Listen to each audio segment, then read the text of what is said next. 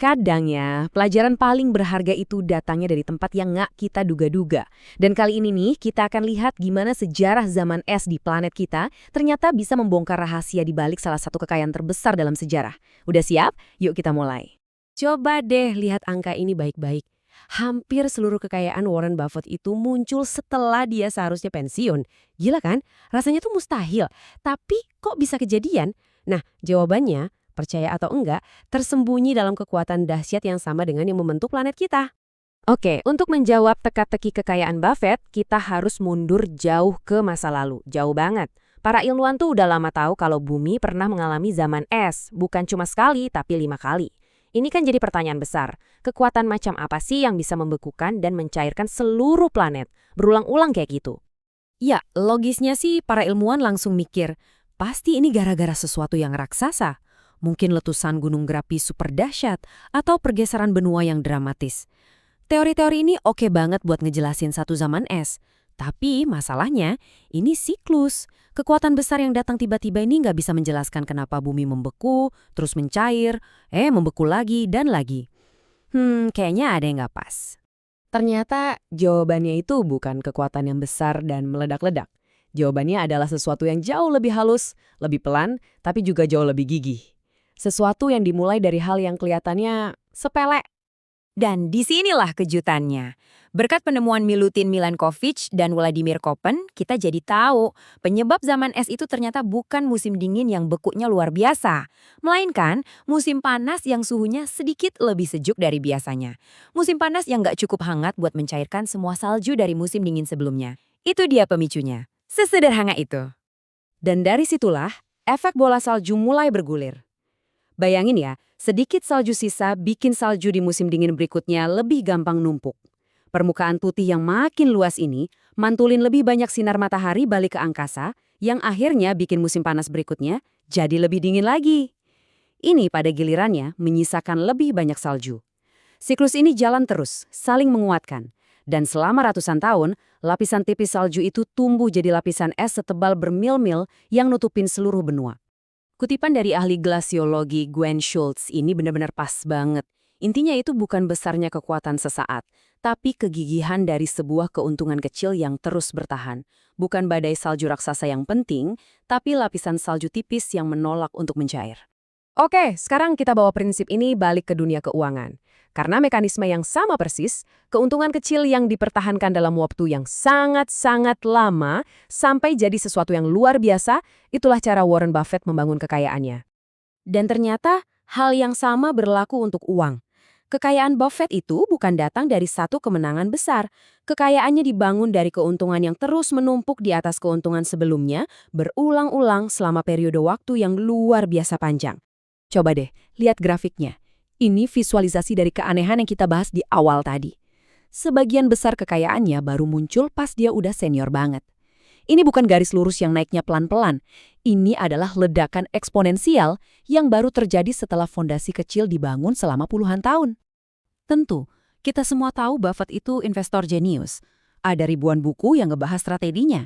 Tapi, skill investasinya itu sendiri bukanlah rahasia utamanya. Ada faktor lain yang jauh lebih kuat, yang sering banget kita lupakan. Coba kita berandai-andai. Buffett kan unik, dia mulai investasi dari umur 10 tahun. Tapi gimana kalau dia kayak orang kebanyakan, menghabiskan masa muda cari jati diri, baru mulai serius nabung di usia 30, dan pensiun normal di umur 60. Kalau kita anggap dia masih dapat imbal hasil 22% per tahun yang luar biasa itu, kekayaan bersihnya hari ini cuma sekitar 11,9 juta dolar. Ya, itu uang yang banyak banget. Tapi, angka itu 99,9% lebih kecil dari kekayaannya yang sekarang. Intinya, hampir semua kesuksesan finansial Buffett bisa kita lacak kedua hal. Fondasi yang dia bangun di usia sangat muda dan umurnya yang panjang yang ngasih dia waktu buat lihat fondasi itu tumbuh. Biar lebih jelas, lihat perbandingan ini. Ada investor namanya Jim Simons. Imbal hasilnya 3 kali lipat dari Buffett. Gila, 66% per tahun. Secara teknis, dia investor yang lebih jago. Tapi kekayaannya 75% lebih sedikit dari Buffett. Loh kok bisa? Sederhana aja, Simons baru mulai investasi di umur 50. Waktunya jauh lebih sedikit buat keajaiban penggandaan bekerja. Jadi, ini dia poin kuncinya. Keahlian Buffett adalah berinvestasi, betul. Tapi rahasianya adalah waktu. Dia cuma dapat imbal hasil yang bagus, lalu membiarkannya berlipat ganda untuk waktu yang sangat-sangat lama. Tapi kenapa ya konsep ini rasanya susah banget diterima akal sehat? Jawabannya ada di cara otak kita bekerja.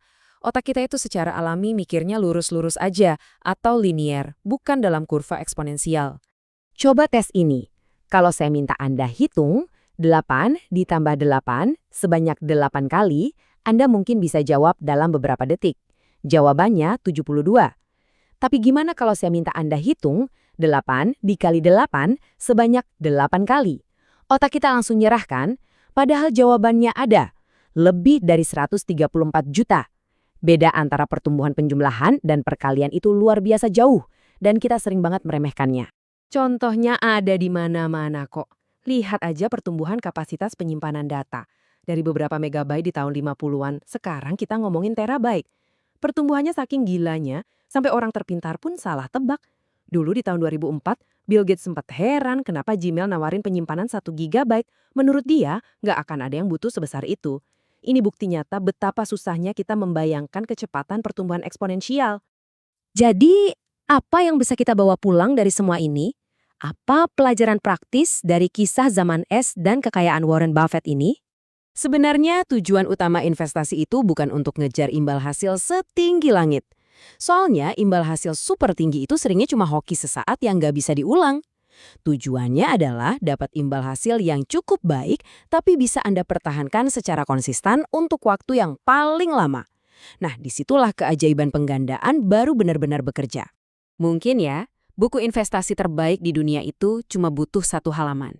Isinya cuma grafik pertumbuhan ekonomi jangka panjang dengan judul gede, diam dan tunggu. Karena pada akhirnya itulah kuncinya. Konsistensi dan waktu hampir selalu bisa mengalahkan kejeniusan sesaat. Ini membawa kita ke pertanyaan terakhir buat direnungkan. Prinsip ini nggak cuma soal uang loh. Ini berlaku juga buat belajar skill baru, membangun hubungan, atau nambah ilmu. Jadi coba deh pikirkan, area mana dalam hidup Anda yang sekarang lagi Anda coba taklukkan dengan kekuatan besar dan intensitas? Padahal sebenarnya yang dibutuhkan cuma keuntungan kecil yang konsisten hari demi hari untuk waktu yang lama.